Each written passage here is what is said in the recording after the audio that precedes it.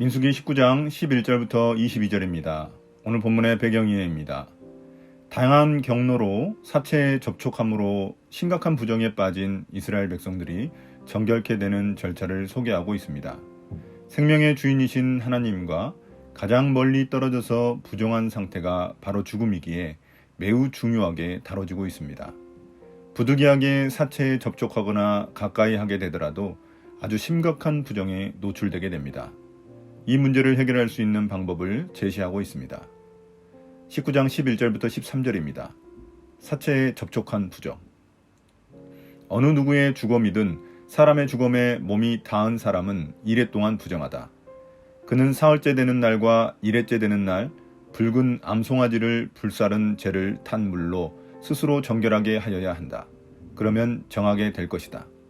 그러나 그가 사흘째 되는 날과 이레째 되는 날에 자기의 몸을 정결하게 하지 않으면 그냥 부정하다. 누구든지 주검, 곧 죽은 사람의 몸에 닿고도 스스로 정결하게 하지 않는 사람은 주의 성막을 더럽히는 사람이다. 그 사람은 반드시 이스라엘에서 끊어져야 한다. 정결하게 하는 물을 그 몸에 뿌리지 아니하여 자신의 부정을 씻지 못하였으므로 그의 부정이 여전히 그에게 남아있기 때문이다. 사체에 몸을 닿은 사람은 7일 동안 부정하게 됩니다. 그는 3일째와 7일째에 붉은 암송아지의 죄를 탄 물로 씻어야 정결하게 됩니다. 이처럼 두 차례에 걸쳐 정결의식을 행하는 이유는 그만큼 죽음이 심각한 부정을 유발하기 때문입니다. 7일 동안 부정하게 된 기간이 지나면 보통 8일째 되는 날 속죄제사를 드려 정결을 회복하게 됩니다. 그러나 정결의식을 거치지 않은 사람은 부정이 그대로 있고 성막을 더럽히는 사람이 되기에 이스라엘에서 추방당하게 됩니다. 한 사람의 부정함이 성막까지 부정하게 만드는 것입니다. 이 사람은 부정함을 해결하지 않고 방치해 두었기 때문에 추방당하게 됩니다. 19장 14절부터 16절입니다. 집과 들판에서 사체에 접촉한 경우. 다음은 장막에서 사람이 죽을 때에 지켜야 할 법이다. 그 장막 안으로 들어가는 사람이나 그 장막 안에 있는 사람은 모두 이레 동안 부정하다. 어떤 그릇이든지 그 위에 뚜껑을 열어놓고 덮지 아니한 그릇들도 부정하게 된다. 들판에 있다가 칼에 맞아 죽은 사람이나 그냥 죽은 사람이나 그 죽은 사람의 뼈나 아니면 그 무덤에라도 몸이 닿은 사람은 누구나 이레 동안 부정하다. 사체에 접촉한 구체적인 예입니다. 첫째는 집에서 사체에 접촉한 경우이고 둘째는 들에서 사체에 접촉한 경우입니다. 집에서 사람이 죽을 경우 그 부정함은 단순히 사체를 만진 사람에게만 제한되지 않습니다. 그 집에 들어가는 모든 사람과 집에 있는 모든 사람이 7일 동안 부정하게 됩니다. 가족 중 누군가 죽어 장례를 치르기 위해 그 시신을 부득이하게 만져야 하는 경우도 있고 사망 소식을 듣고 조문을 오는 사람도 있을 텐데 이때도 부정해지기 때문에 정결의식을 치러야 합니다. 심지어 집안에 있는 모든 그릇들 중 뚜껑을 열어놓고 덮지 않은 것들도 부정하게 됩니다. 이제 들에 있다가 죽은 사람의 경우는 집에서 죽은 사람의 경우와 조금 다릅니다. 7일 동안 부정의 기간을 거쳐야 하지만 이 경우에는 사람의 뼈나 무덤을 만지는 경우에만 사체와 접촉한 것으로 간주되어 부정하게 됩니다. 19장 17절부터 22절입니다. 정결의식. 그렇게 부정하게 되었을 때에는 붉은 암송아지를 불사른 죄를 그릇에 떠다가 거기에 생수를 부어 죄를 씻는 물을 만든다.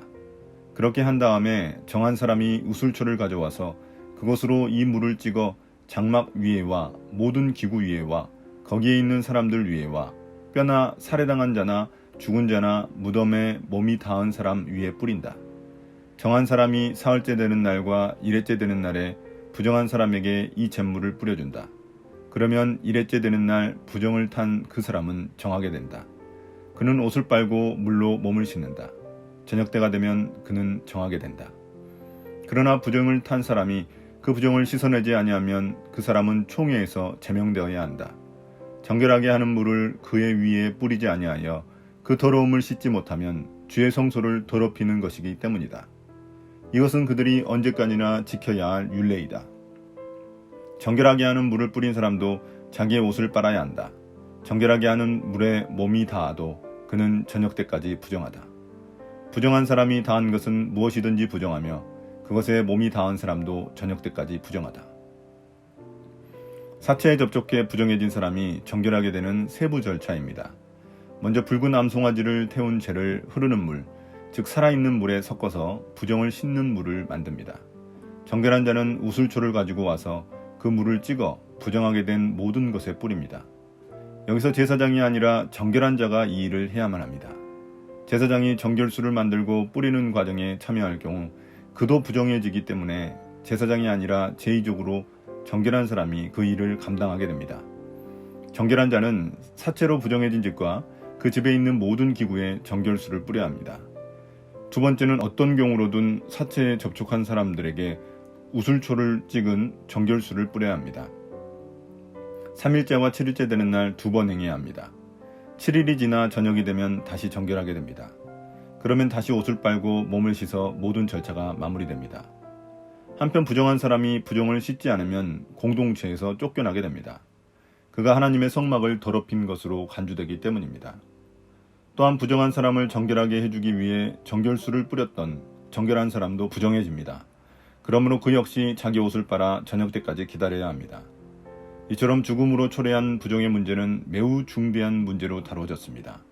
생명의 근원이신 하나님과 가장 멀리 떨어져 있는 상태가 죽음이기 때문입니다. 오늘의 묵상 포인트입니다. 첫 번째, 하나님은 어떤 분입니까? 하나님은 죽음의 문제를 매우 심각하게 다루십니다. 하나님이 생명의 근원으로서 죽음은 정반대편에 있는 상태이기 때문입니다. 하나님은 우리가 죽음의 문제를 해결하고 생명의 근원이신 하나님 앞에 나아오기를 원하십니다. 우리가 회개하는 이유도 동일합니다. 죄는 우리에게 죽음을 가져오기에 하나님은 회개함으로써 생명으로 나아오기를 바라시는 것입니다. 두 번째, 나에게 주시는 교훈은 무엇입니까? 자신의 부정함을 빨리 처리하지 않고 방치하면 문제가 심각해집니다. 이 부정의 문제는 우리에게 죄의 문제와 같습니다. 죄를 짓고도 회개하지 않고 방치하면 그 문제는 심각해집니다. 그 죄가 습관이 되어 하나님에게서 멀어지게 만듭니다. 날마다 말씀과 기도로 자신을 돌아보지 않으면 죄에 대해 둔감해집니다. 이를 경계해야 합니다. 오늘의 기도입니다. 주님, 죄로 인해 부정한 상태를 방치하지 않겠습니다. 생명의 주님 앞에 회개하며 나아가겠습니다. 예수님 이름으로 기도드립니다. 아멘.